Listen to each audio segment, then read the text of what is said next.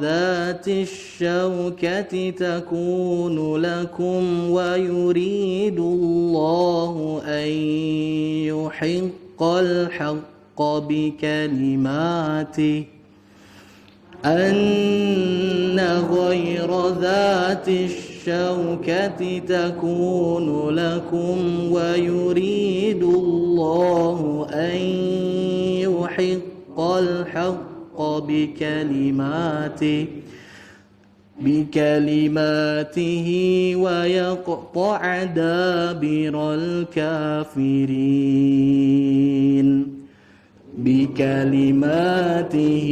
ويقطع دابر الكافرين ليحق الحق ويبطل الباطل ولو كره المجرمون ليحق الحق ويبطل الباطل ولو كره المجرمون إذ تستغيثون ربكم فاستجاب لكم أني ممدكم إذ تستغيثون ربكم فاستجاب لكم أني ممدكم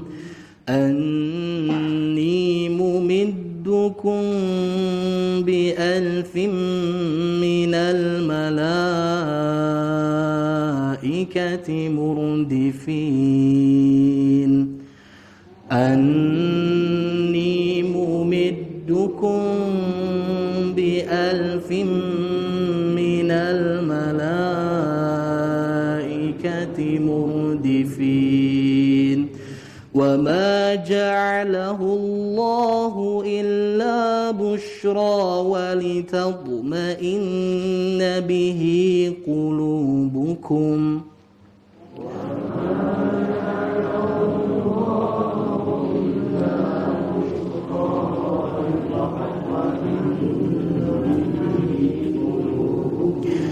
وما النصر إلا من عند الله إن الله عزيز حكيم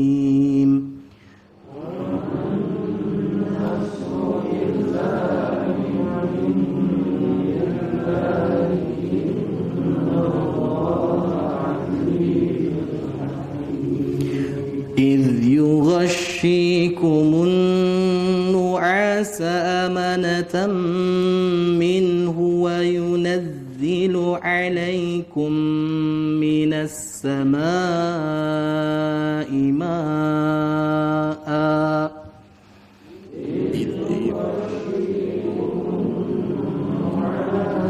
أمنة منه وينزل عليكم من السماء ماء ليطهركم به ويذهب عنكم رجز الشيطان ليطهركم به ويذهب عنكم رجز وليربط على قلوبكم ويثبت به الأقدام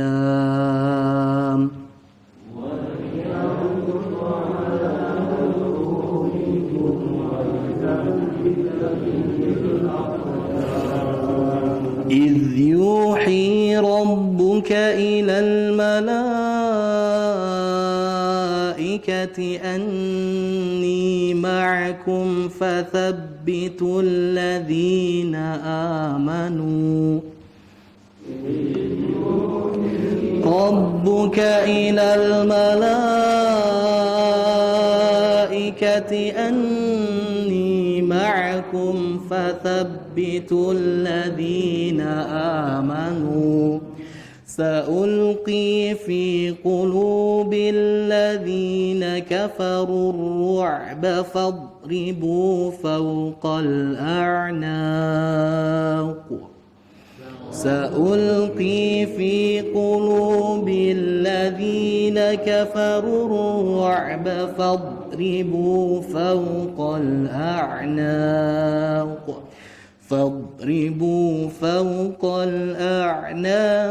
واضربوا منهم كل بنان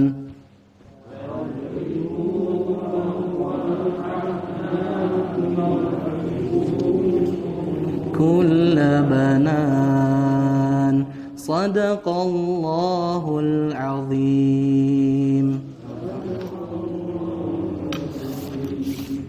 Sami'na wa ata'na ghufranaka rabbana wa ilaikal masir. Para jamaah sekalian, ibu-ibu dan bapak-bapak, tadi surat yang kita baca itu adalah surat Al-Anfal yang merekam dan juga menjelaskan, menggambarkan kepada kita mengenai satu kisah Ghazwatu Badri, yaitu perang yang pertama kali umat Islam, kaum muslimin melakukannya, itu adalah perang Badar. Nanti kita akan coba beriktibar, mengambil ibrah, mengambil pelajaran dari kisah Badar tersebut yang tentunya sangat bermanfaat dan memiliki faedah yang besar dalam kehidupan kita untuk menjalankannya, mendapatkan ilmu darinya. Para jamaah sekalian, alhamdulillah kita dapat bertemu lagi dalam kesempatan yang sehat walafiat. Allah masih memberikan kepada kita seluruh kenikmatannya tanpa ada cacat sedikit pun.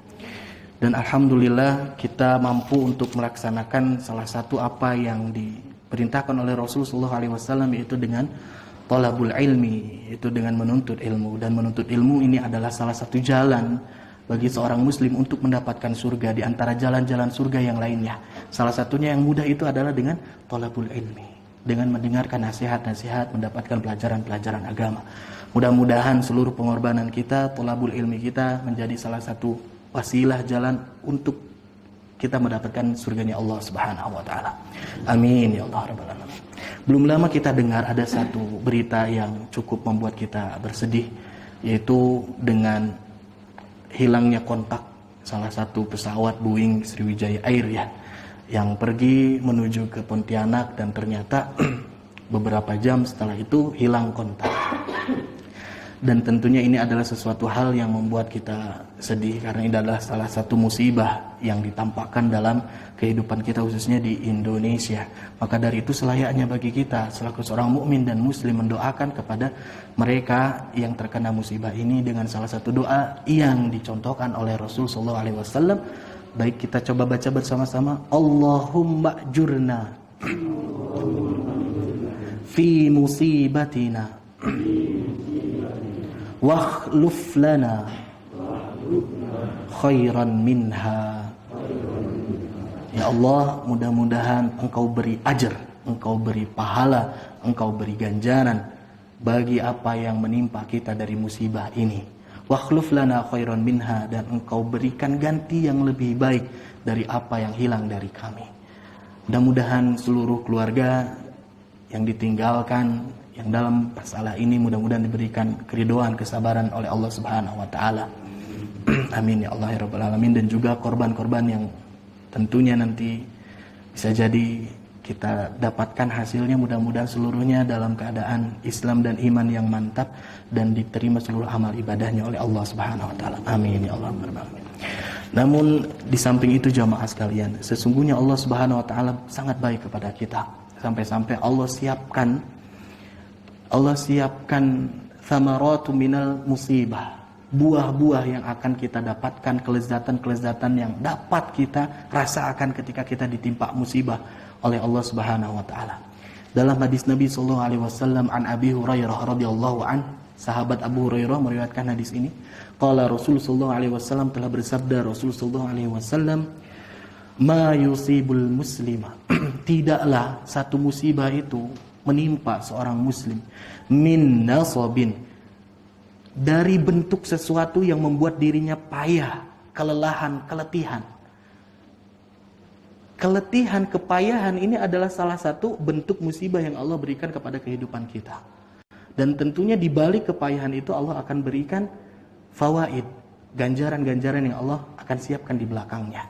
Namun tentunya harus kita garis bawahi di sini jamaah sekalian, keletihan, kesusah payahan di sini adalah selama kesusah payahan itu terjadi lillah.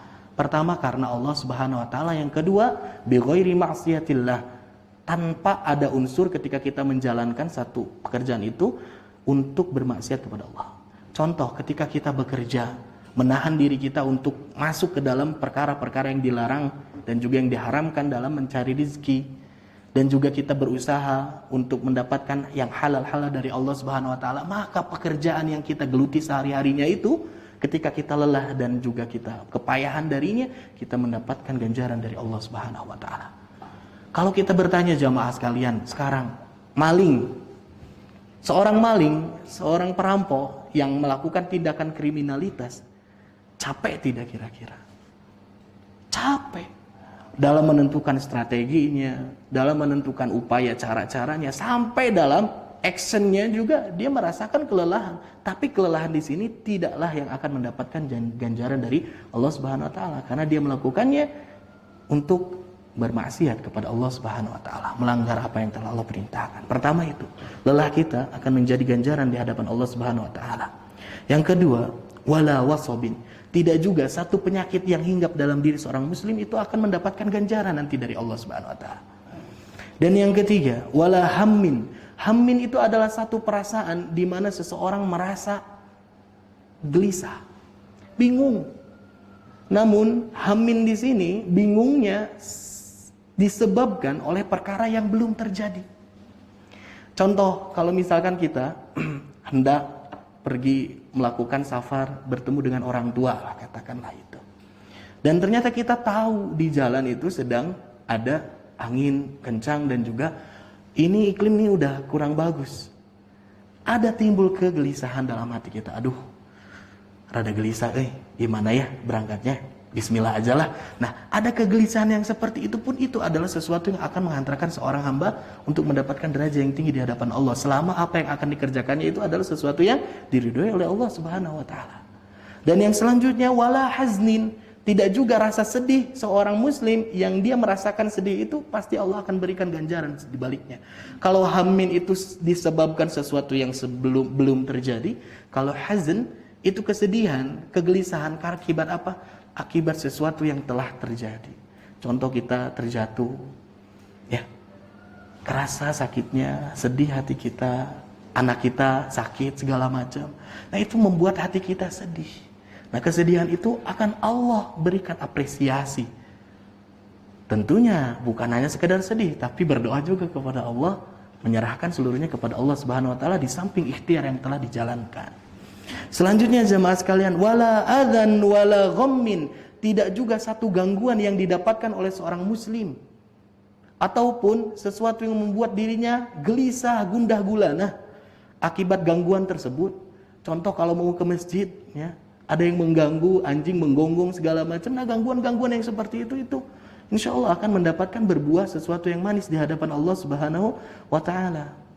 Ataupun seseorang hendak melakukan satu perjalanan, bekerja, mengajar ataupun apa, ternyata di jalan ada yang mengganggunya, insya Allah itu adalah ada kebaikan di belakangnya yang disiapkan oleh Allah Subhanahu wa taala.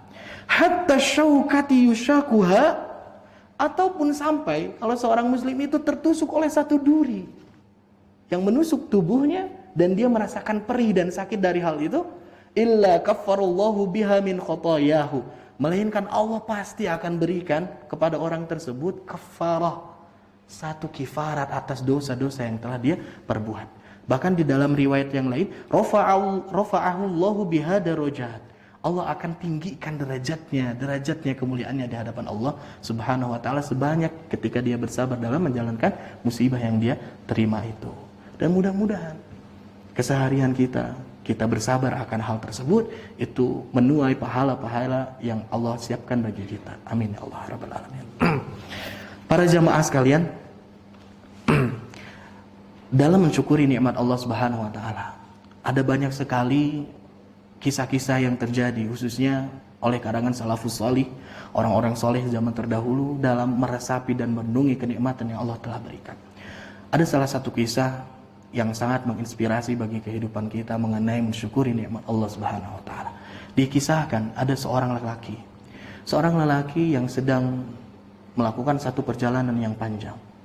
Nah, ketika dia telah selesai dari sholat subuhnya, dia melakukan satu perjalanan lagi. Dan pada saat itu menelusuri satu kampung, satu pedesaan, di mana terletak ada beberapa rumah yang ada di desa tersebut. Dia melintasi perkampungan tersebut dan ternyata terdengar ada suara seduk senggah orang yang sedang menangis ketika waktu syuruk mulai nampak. Setelah subuh nih, ketika sebelum matahari terbit itu, terdengar ketika di pedesaan itu ada yang menangis, tersengguk-sengguk. Nah, seorang lelaki ini, dia penasaran, di mana sih letak suara tangisan itu? Sehingga dia menelusuri dari rumah satu ke rumah yang lainnya, dari pintu pertama kepada pintu yang berikutnya. Dia dengarkan satu persatu, apakah dari sini? Oh bukan, dari sini bukan. Terus sehingga mengarah dari sumber suara itu. Ketika dia yakin, oh ternyata rumah inilah sumber dari suara tangisan itu. Setelah itu jamaah sekalian, lantas seorang lelaki ini dia mengucapkan salam, Assalamualaikum warahmatullah. Tidak ada yang menjawab, masih saja menangis. Assalamualaikum, lebih kencang, sampai ketiga kalinya lebih kencang. Karena saking takutnya ada terjadi sesuatu hal yang tidak diinginkan atau satu hal yang buruk kepada pemilik rumah, akhirnya dia mendorong dan mendobrak pintu rumahnya. Ketika didorong pintu rumahnya, ternyata ada seorang lelaki tua yang sedang duduk menuju arah kiblat sambil mengangkat tangannya, sambil dia menangis terseduh-seduh. Setelah itu seorang lelaki ini melihat hal itu, dia penasaran juga, apa sih, kenapa ini orang sampai menangis? Hingga akhirnya dia dekati lelaki tua itu, dia tepuk pundaknya. Wahai bapakku, apa yang engkau lakukan? Apa yang engkau telah derita sehingga engkau menangis seperti ini? Ketika mendengar itu, dia malah nambah menangis lagi jamaah. Penasaran tentu seorang lelaki ini. Hingga akhirnya ditunggu beberapa waktu, seorang laki-laki ini terdengar bapak tua ini menyerukan dan menggumamkan di setiap lirih suara sedihnya itu ucapan apa? Alhamdulillah, Alhamdulillah, sambil menangis. Hingga akhirnya si bapak ini selesai dari tangisannya, menengok kepada seorang laki-laki tadi. Tidaklah aku menangis dikarenakan aku sedang merenungi dan mengingat nikmat-nikmat Allah Subhanahu wa taala. Ketika aku menangis, aku memikirkan mengenai hati diriku masih Allah berikan rasa sehingga aku masih dapat merasakan nikmatnya, indahnya, luar biasa bahagianya dalam berzikir kepada Allah, memohon kepada Allah.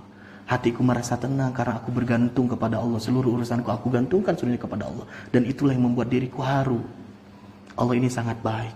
Setelah itu aku mengangkat kedua tanganku, aku masih dapat merasakan tanganku ini Allah berikan kesempurnaan wujud kepada diriku dibandingkan makhluk Allah yang lainnya. Ketika aku melewati satu pasar, ternyata banyak orang-orang yang meminta-minta di sana, tidak memiliki tangan, buta pandangannya, tidak memiliki rumah, tapi Allah berikan semua kenikmatan itu kepada diriku. Maka dari itu aku menangis tentang nikmat itu. Sampai-sampai aku mendengar suara engkau yang sedang memberikan salam kepada diriku. Aku tambah menangis karena Allah berikan kuping, bukan hanya kupingnya namun dengan pendengarannya. Dengan itu aku dapat menikmati ayat-ayat Allah Subhanahu wa taala. Sampai-sampai engkau mendekati diriku, menepak pundakku, Allah berikan rasa yang luar biasa. Ternyata ada kaum muslimin yang masih peduli kepada diriku, kepada seorang muslim yang lainnya yang takut dia mendapatkan sesuatu yang buruk. Allah berikan itu semuanya, membuat diriku sangat tambah-tambah menangis. Dan terakhir, Masya Allah, dan ternyata aku masih dapat bertemu denganmu, dan aku mendapatkan hari ini yang aku hidup di hari ini, dan Allah, aku yakin ini adalah Allah siapkan waktu ini, hidupku ini untuk bertaubat kepadanya. Itulah salah satu gambarannya jamaah sekalian. Maka dari itu kalau zikir, ya kadang-kadang kita alhamdulillah, alhamdulillah, alhamdulillah, alhamdulillah, alhamdulillah, subhanallah, subhanallah, subhanallah. Kadang-kadang kalau saya lihat ya tangan jamaah, bukan di sini, dimanapun itu, kalau misalkan berzikir itu subhanallah, subhanallah, cepat sekali. Saya bingung bacanya gimana ya, subhanallah, subhanallah, subhanallah, subhanallah. Apakah seperti itu? Padahal itu adalah mengandung satu zikir dan ungkapan satu kemuliaan kepada Allah Subhanahu wa taala. Subhanallah, subhanallah, subhanallah. Resapi itu, maha suci Allah, maha suci Allah. Dan setelah itu alhamdulillah, alhamdulillah. Kadang-kadang kalau alhamdulillah, alhamdulillah, alhamdulillah, alhamdulillah, terlalu cepat nih apa artinya? Kadang-kadang ada juga yang membantah. Iya nggak apa-apa tuh, kan itu mau omongan manusia. Allah maha tahu segala sesuatu. Apapun dikir kita, walaupun cepat segimana, Allah tahulah niat kita yang benar yang mana. Bukan seperti itu juga. Ya, jadi kita harus beradab kepada Allah Subhanahu wa taala dengan berzikir, merenungi segala kenikmatan. Nah, apalagi kalau misalkan bisa kita renungi alhamdulillah, yang pertama kita mensyukuri kenikmatan apa yang Allah berikan kepada diri kita. Alhamdulillah Allah berikan keluarga yang harmonis. Alhamdulillah Allah berikan kesehatan kepada kita. Alhamdulillah. Terus dibayangkan, direnungkan seperti itu. Itu akan membuat hati kita menjadi lunak insyaallah. Para jemaah sekalian, kita masuk kepada segmen cerita sedikit mengenai kisah yang terjadi pada saat Perang Badar. Perang Badar ini jamaah sekalian terjadi pada tahun kedua setelah hijrahnya Nabi SAW bersama para sahabatnya menuju Madinah. Dan luar biasanya juga, Perang Badar ini terjadi di saat bulan Ramadan. Dan ternyata juga syariat saum wajib Ramadan itu baru ditetapkan, dilegalkan pada tahun yang sama, yaitu tahun kedua hijrah. Tepatnya dalam bulan Sya'ban. 1 bulan menurut riwayat yang ada sebelum datangnya bulan Ramadan. Lantas, apakah ada saum sebelum bulan Ramadan? Ada. Nabi dan para sahabatnya sebelum adanya kewajiban saum Ramadan itu melaksanakan saum sunnah. Saum di antaranya itu adalah saum Tasu'a Asyura. Itu yang pernah dilakukan oleh Nabi SAW sebelum diwajibkannya saum Ramadan. Dan para jamaah sekalian, kaum muslimin berperang dalam saat dalam saat kondisi yang menahan diri dari lapar dan juga dahaga, luar biasa. Ada sisi yang menarik yang kita dapat ambil pelajaran. Pada mulanya Rasul SAW mendapatkan satu inisiatif berdasarkan ilham dari Allah Subhanahu wa taala, bahwasanya Rasul itu diperbolehkan untuk mengambil hak bagi kaum muslimin yang dulu berhijrah. Mereka itu ketika berhijrah jamaah sekalian tidak membawa harta kekayaan mereka dan aset-aset mereka, ditinggalkan seluruhnya di Makkah. Ada seorang pedagang yang memiliki jongko dan juga barang dagangan di pasar, seluruhnya ditinggalkan. Ada juga yang memiliki perkebunan, seluruhnya ditinggalkan. Rumah-rumah dan kekayaan yang ada di dalamnya, seluruhnya ditinggalkan. Salah satu salah satu penyebabnya, itu ada alasannya apa? Karena ada pepentol-pepentol dan petinggi-petinggi kabilah Quraisy yang tidak rela ketika kaum mereka, saudara-saudara mereka sebetulnya memiliki hubungan darah, mereka masuk Islam dan juga ikut berhijrah bersama Nabi SAW. Kalaulah mereka pengen hijrah, sok silakan hijrah, tapi jangan bawa apa-apa. Salah satu yang mengungkapkan seperti itu adalah Abu Sufyan. Abu Sufyan ini adalah salah seorang pentolan yang paling keras suaranya, menyerukan, kalian itu adalah orang-orang yang mendapatkan kenikmatan dan juga kekayaan dari Tuhan-Tuhan kalian yang sebelumnya. Lata, Uzza, Manat, seluruhnya memberikan kekayaan kepada kalian. Sekarang kalian masuk Islam, maka tinggalkanlah kekayaan kalian itu, karena itu diberikan dari Tuhan kalian yang lama. Gitu. Hingga akhirnya dengan terpaksa kaum muslim berhijrah tanpa membawa kekayaan. Singkat cerita jamaah sekalian, pada tahun kedua itu, ternyata Abu Sufyan mengambil dan membawa seluruh aset kekayaan kaum muslimin yang ditinggalkan di Mekah, membawanya menuju ke Suriah, menuju ke Syam zaman dulu, untuk menukarkannya dengan barang berharga yang lainnya. Kafilah dagang atau karavan perdagangan yang melintas ke Suriah, ternyata pas pulang itu melewati kota Madinah, melewati jalur yang dekat dengan kota Madinah. Nabi SAW mengetahui hal itu dan juga mengumpulkan seluruh kaum muslimin termasuk para muhajirin dan juga mengajaknya dan memberikan pilihan kepada mereka.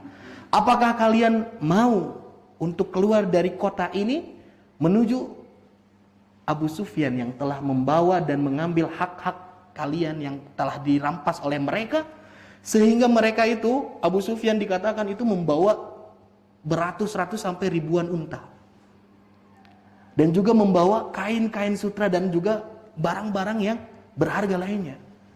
Dan diketahui jamaah sekalian, kebiasaannya kalau orang pergi untuk melakukan satu perdagangan, ini tidak sama pengawalannya seperti orang yang hendak pergi berperang. Di situ terdapat setidaknya 30 atau paling banyak 50 pasukan yang membersamai karavan dagang itu. Selebihnya itu adalah para pedagang. Maka dari itu kaum muslimin mendengar kabar itu, mereka bersegera. Karena merasa hidup di Madinah memang sulit, tidak membawa apa-apa. Dia ingin mengambil haknya kembali. Mereka bersiap dan bersiaga, bersemangat untuk menuju tempat penjegatan karavan dagangnya Abu Sufyan. Tapi ternyata di samping itu jamaah sekalian, ada seorang mata-mata tentunya di Madinah ini yang mengabarkan kepada kaum Quraisy yang ada di Mekah bahwasanya nih kaum muslimin mau mencegat karavan dagangnya Abu Sufyan. Setelah itu Abu Jahal salah satunya, dan juga ini siapa namanya ya? Ada saudaranya juga. Dia yang mengkoordinir untuk menyiapkan pasukan yang besar menuju apa? Menuju tempat pencegatan Rasul sallallahu alaihi wasallam kaum muslimin dan juga Abu Sufyan. Di situ disiapkan 1000 pasukan dengan seluruh alutsista dan juga persiapan perang yang matang. Prajuritnya luar biasa. Ketika Rasul sallallahu alaihi wasallam sedang dalam perjalanan menuju tempat pencegatan, terdengar kabar bahwasanya ada kaum Quraisy yang sedang menuju kepada tempatnya. Sehingga di situ dilema jamaah sekalian. Apakah harus siap melawan kepada orang-orang kafir Quraisy atau kita lanjutkan untuk mencegat Abu Sufyan? Di situ di persimpangan itu mereka dilema, bingung. Rasulullah SAW dengan bijaknya memberikan tawaran kepada sahabatnya. Mana yang akan engkau pilih? Mau pilih ke sana untuk mencegat Abu Sufyan atau kita akan melawan kaum Quraisy yang ada di depan kita? Para sahabat tentu pada saat itu mereka tidak mau untuk melawan kafir Quraisy karena jumlah mereka itu 1000. Sedangkan kaum muslimin tercatat itu 300 orang. Bahkan ada yang nyebut 308, 310, 313 sampai dengan 319. Tidak lebih dari 320 orang, sedikit. Tambah-tambah lagi persiapan peperangannya nggak ada. Yang pakai baju besi itu, baju perang itu hanya 2 orang. Yang bawa unta itu hanya sekitar 30-40 orang. Yang benar-benar membawa kuda itu hanya 10 orang dari 300 pasukan itu. Ditambah apa jamaah sekalian? Apa yang membuat kaum sahabat ini tidak begitu mantap untuk melawan kaum kafir Quraisy? Di antara pasukan kaum muslimin itu hanya sedikit yang benar-benar memiliki ketangkasan dalam bela diri. Dan juga benar-benar mereka militer lah gitu. Kebanyakannya itu sipil, bahkan banyaknya itu adalah petani kebun. Sedangkan kaum kafir Quraisy semuanya adalah prajurit. Maka, di situ terjadi satu bantahan-bantahan yang diberikan oleh para sahabat karena ketidaksanggupan dan ketidaksiapan mereka untuk melawan kafir Quraisy. Maka dari itu Rasulullah SAW meminta jawaban kepada Allah Subhanahu Wa Taala dan Allah memilihkan untuk kaum muslimin itu adalah apa? Melawan kaum Quraisy itu. Sampai-sampai yang tadi kita baca jamaah sekalian di ayat yang ke-6, yujadilunaka fil haqqi ba'da ma tabayyan. Allah Subhanahu wa taala merekam kejadian tersebut. Saking peliknya bantahan-bantahan yang disebutkan oleh para sahabat kepada Rasul sallallahu alaihi wasallam. Di sini gambaran yujadilunak. Sahabat-sahabat itu sebagian besar di antara mereka itu mendebat engkau, memberikan bantahan, memberikan interupsi, sanggahan-sanggahan. Ketika Allah Subhanahu wa taala sudah memilih dan juga dipilihkan oleh Allah Subhanahu wa taala, nih, kafir Quraisy. Tapi ya Rasul, kita kan belum punya apa-apa. Insya Allah Allah akan menangkan. Tapi ya Rasul, kan kita niat awalnya keluar itu untuk bertemu dengan mencegat Abu Sufyan gitu. Nah, salah satunya seperti itu. Ini adalah suatu hal yang sangat pelik sekali. Bahkan di ayat selanjutnya, di kata-kata selanjutnya ayatnya, ka'annama yusaquna ilal mauti wa hum yanzurun. Digambarkan oleh Allah Subhanahu wa taala, para sahabat ini ketika memberikan argumentasinya kepada Rasul sallallahu alaihi wasallam, mereka itu seakan-akan digambarkan seperti hewan sembelihan yang sudah diikat. Yusakun itu seseorang yang sudah diikat lehernya, ditarik menuju tempat penjagalan.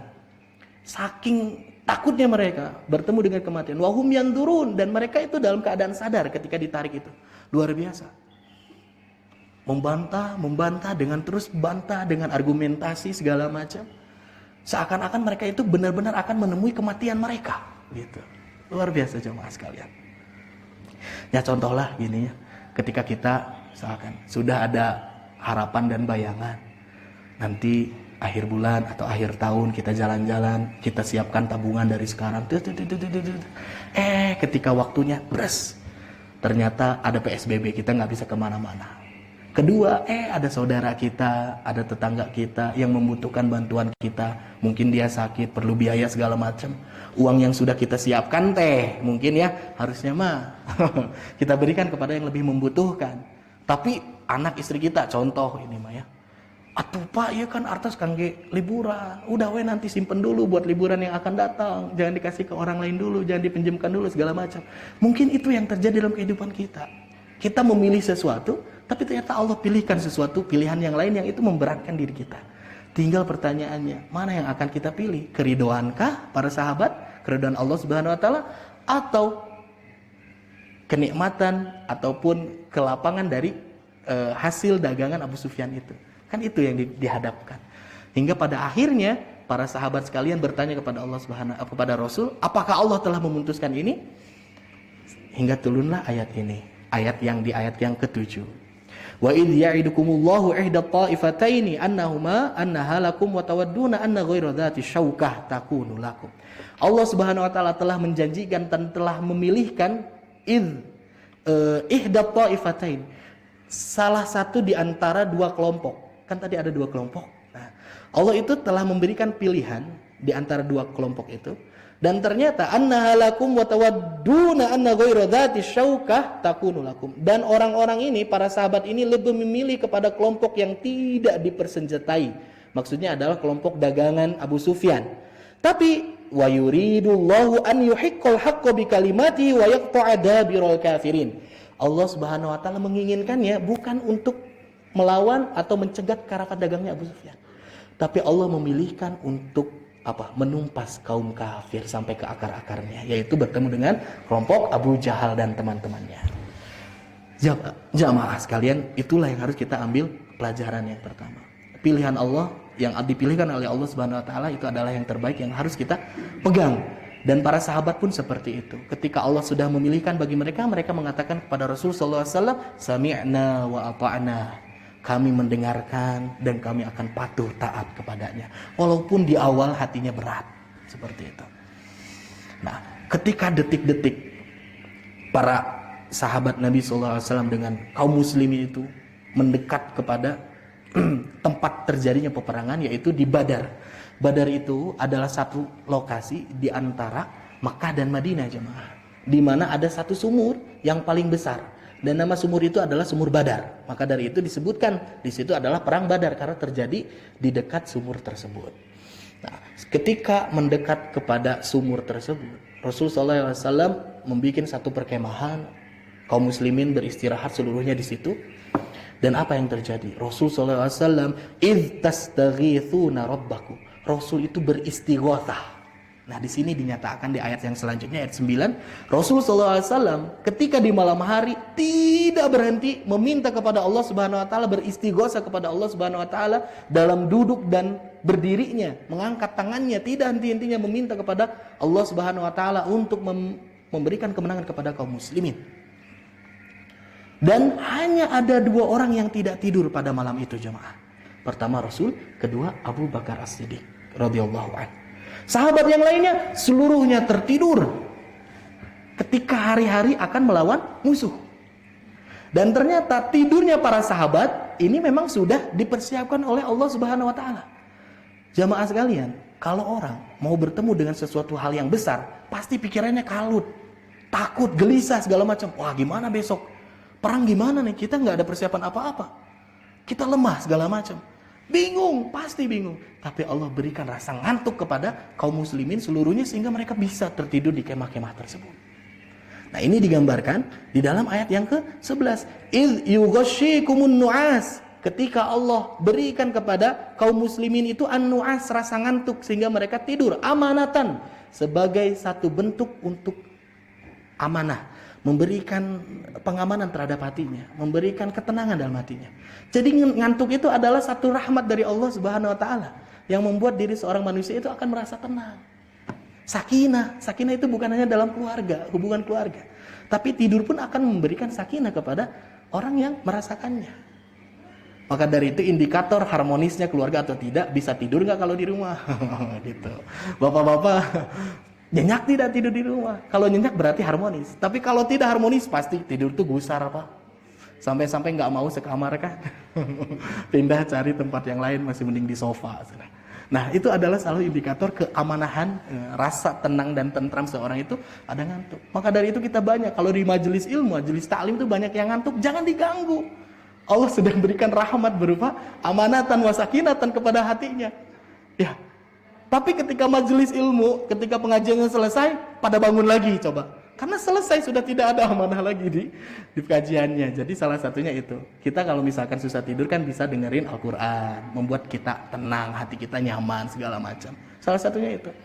Jangan heran kalau Jumatan juga kan. Pas doa, bararangun semua.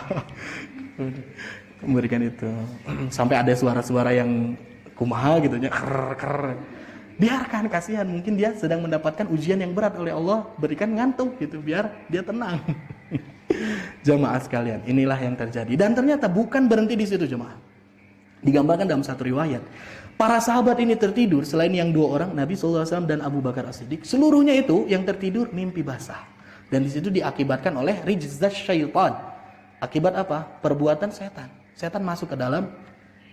Jadi berperang itu bukan hanya antar jasadnya kaum muslimin dengan kaum kafir, tapi setan bermain di situ. Sampai-sampai para sahabat itu ketika bangun dari tidurnya hendak melaksanakan sholat subuh, mereka dalam keadaan janabat. Bingung jamaah ketika bangun, aduh udah mah kotor badan kita harus bebersih segala macam ya. Tambah-tambah mau berperang gitu. Bersih wae badan belum tentu menang, berperang kemudian kotor gitu ya. Sampai-sampai ketika itu terjadi, para sahabat mengadu kepada Rasulullah, ya Rasul, kami ini tidak punya persediaan air. Kita tahu sendiri kalau perkemahan ya, kita juga kalau camping segala macam kadang-kadang kan susah air ya. Persediaan air susah. Ini pun sama.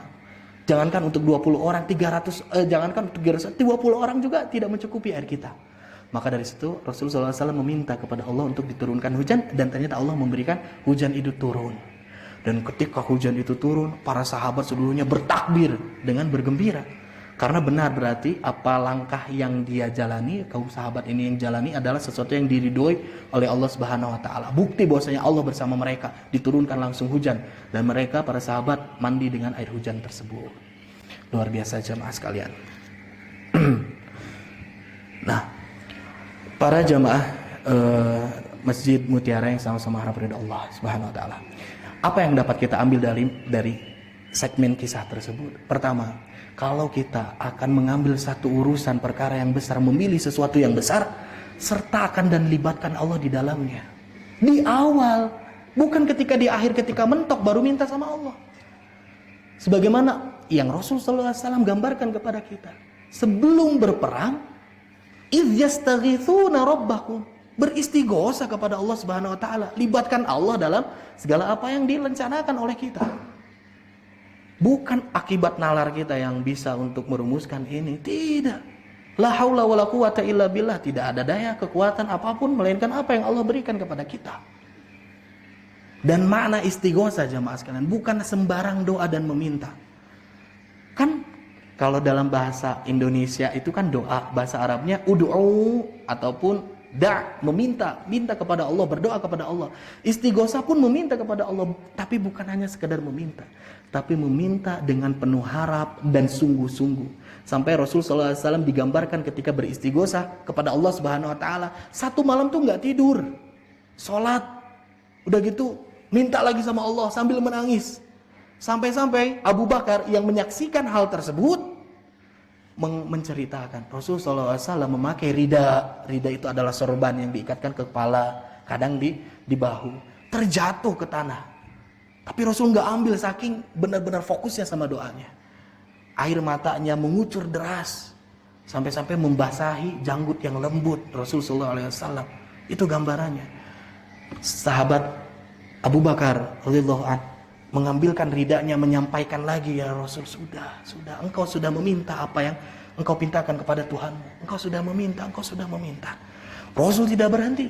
Sampai-sampai Allah Subhanahu wa taala berikan istijab, jawaban dari doa Rasul sallallahu alaihi wasallam. Nah, ini.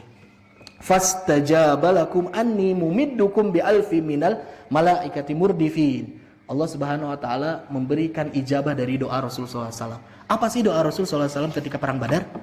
Doanya luar biasa. Kata Rasul sallallahu alaihi wasallam, "Allahumma anjizli ma wa'adtani." Ya Allah, sempurnakanlah, wujudkanlah apa yang telah Engkau janjikan untuk diriku. Engkau menjanjikan kemenangan, maka tunjukkanlah, wujudkanlah hal itu di depan kami.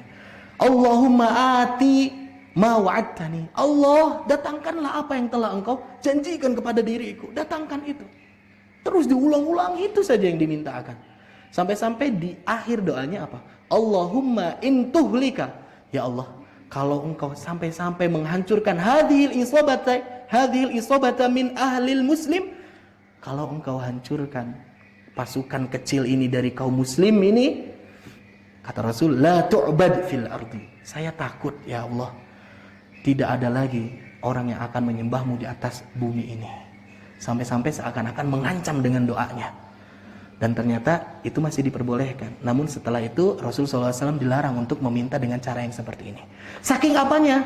Saking ini adalah peperangan yang pertama kaum muslimin. Seperti itu. Dan juga kita tahu dari kisah tersebut, para sahabat itu manusia biasa. Yang mungkin dia terkaget dengan sesuatu yang menekan dirinya. Sampai-sampai ada bantahan, sanggahan, interupsi segala macam kepada Rasulullah SAW. Dan kita tahu bahwasanya mental para sahabat itu ternyata bukan benar-benar datang dengan sendirinya. Tahu-tahu kuat saja imannya. Tidak, tapi mental mereka itu dibangun dengan satu peristiwa yang terjadi. Kita pun sama. Kita diuji satu persatu dengan cobaan-cobaan, ujian-ujian. Itu akan menguatkan dan membangun mentalitas kita. Seperti itu jamaah sekalian. Hingga akhirnya, sebelum sampai ke titik akhir final dari posisi kaum muslimin menyerang kaum kufar. Nah, ini ada kisah yang terjadi juga. Rasulullah SAW sudah membuat satu strategi perang. Perencanaannya, plannya seperti ini. Kita nanti ke sini, posisi ini, sini. Dan ketika itu Rasulullah SAW mengajak seluruh para sahabatnya untuk bergabung dalam strategi itu. Gimana nih bagusnya? Hingga ada seorang sahabat yang digelari dengan Al-Hammam. Nah, Al-Hamman. Nah, Al-Hamman itu dia bertanya kepada Rasul sallallahu alaihi wasallam, "Ya Rasul, mohon maaf sebelumnya. Apakah apa yang engkau rencanakan sekarang ini berdasarkan putusan wahyu dari Allah Subhanahu wa taala atau bukan?" Gitu. Rasul menjawab, "Oh, ini bukan. Ini bukan berdasarkan perintah dari Allah. Ini bukan mutlak wahyu absolut dari Allah Subhanahu wa taala. Apa yang engkau akan berikan kepada strategi kita ini?" Nah, si Al-Hamman ini memberikan strategi yang jitu jamaah sekalian. Kata Al-Hamman, kalau seperti itu saya ingin memberikan ide untuk mengatur strategi posisi perang kita. Nah, di sana, daerah situ ada beberapa sumur-sumur, kata Al-Hamman, yang memiliki air yang dapat digunakan oleh pasukan perang. Nah, kita kuasai, kita dorong pasukan itu sampai dengan ke sumur-sumur itu, dan kita ambil airnya sampai terkuras habis, kita tutup sumurnya. Sisakan hanya satu sumur yang paling besar, dan itu adalah tempat akhir di mana kita berkemah. Sehingga kaum kufar dan kaum kafir, mereka itu akan kesulitan. Bagaimana mungkin mereka berperang tanpa disertai dengan asupan minuman, kan seperti itu. Kata Rasul SAW, ya itu adalah pendapat yang baik. Dan Rasul mengikuti apa yang diarahkan oleh sahabatnya itu. Itu teh sekelas Rasul SAW. Ketika diberikan masukan, selama itu tidak bertentang dengan ayat Al-Quran, itu akan didengarkan. Tidak, ya, hatur nuhun, jazakallahu khair. Nah, tidak semena-mena Rasul ketika ada yang berinterupsi, "Apa kamu? Saya itu Nabi. Saya posisi lebih tinggi. Siapa Anda? Siapa Anda?" Tidak seperti itu. Atau Rasul SAW menuduh, "Oh, kamu makar, kamu makar." Tidak seperti itu. Rasul SAW sangat demokratis ya, ini luar biasa. Itulah jamaah. Ketika peperangan terjadi, 300 orang melawan 1000 orang. Dan inilah yang dijanjikan oleh Allah Subhanahu wa taala. Allah berturut-turut menurunkan malaikat-malaikatnya ketika perang itu terjadi. Dan sebelum perang terjadi seperti biasa, ada duel antara pentolan-pentolan yang kuat-kuat dari kedua belah pihak. Seperti gladiator seperti itu. Dan yang paling pertama ditunjuk itu adalah Ali bin Abi Thalib karramallahu wajhah. Ali itu adalah seorang yang piawai dalam memainkan pedang, memiliki kekuatan dan ketangkasan yang luar biasa. Melawan dari kaum kufar. Sekali sahabat lehernya kena, meninggal. Hamzah maju beberapa kali pukulan, terakhir sahabat meninggal juga kaum kufar. Nah, barulah terjadi peperangan yang sesungguhnya.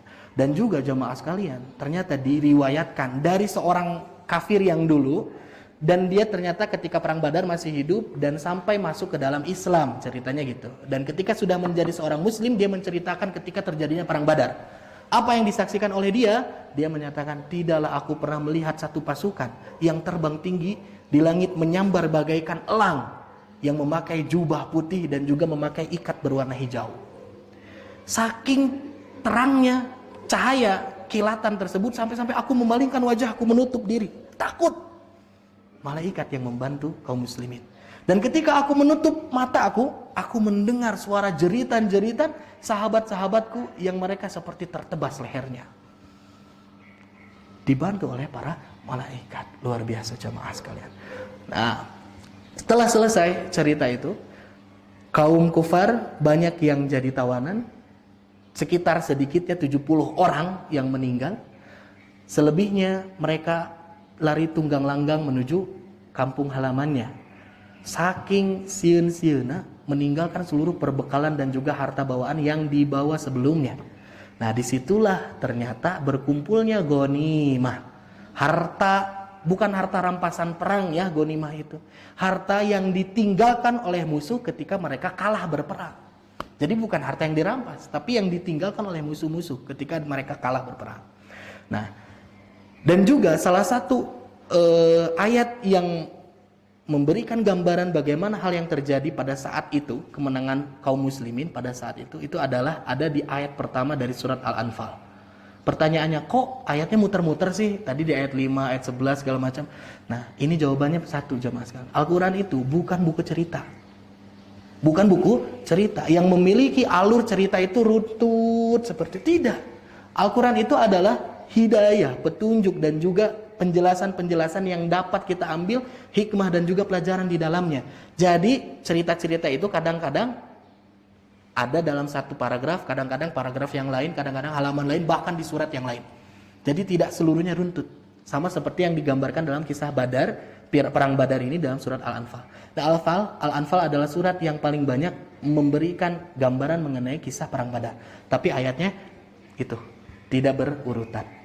Nah, setelah selesai perang Badar, banyak ghanimah. Para sahabat itu berburu dan juga sangat senang mendapatkan harta itu. Karena apa? Sebelumnya mereka harapannya bertemu dengan karavan dagangnya Abu Sufyan, mendapatkan harta. Ternyata di perang juga dapat harta yang banyak. Patereh ngambil, ada yang dapat baju, ada yang dapat alat perang, ada yang dapat cenderamata segala macam. Ada yang dapat hewan ternak segala macam. Sampai-sampai diceritakan, dikisahkan ada yang juga mendapatkan apa? Salah satu patung yang diukir menjadi dewa-dewa kaum kafir itu yang dibawa ketika perang. Dan juga jangan salah, terbuatnya dari emas. Ya, dari emas. Kebayangnya kita mah punya emas berapa sih? Ya, berapa gram sih ya gitu ya. Yang dipakai cuman jadi cincin, jadi gelang, jadi anting, kongkorong. Ini mah dibuat seperti piala lah seperti itunya. Nah, itu ada yang dapat. Nah, ketika patereh-tereh sahabat itu mengambil bagiannya karena belum ada bagian-bagian dalam bagaimana mengatur mengenai Al-Anfal ini. Al-Anfal, pembagian harta rampasan yang telah ditinggal lari oleh lawan. Hingga pada saat itu, sangat pasikut-sikut lah, sampai lupa diri mengambil harta yang ada.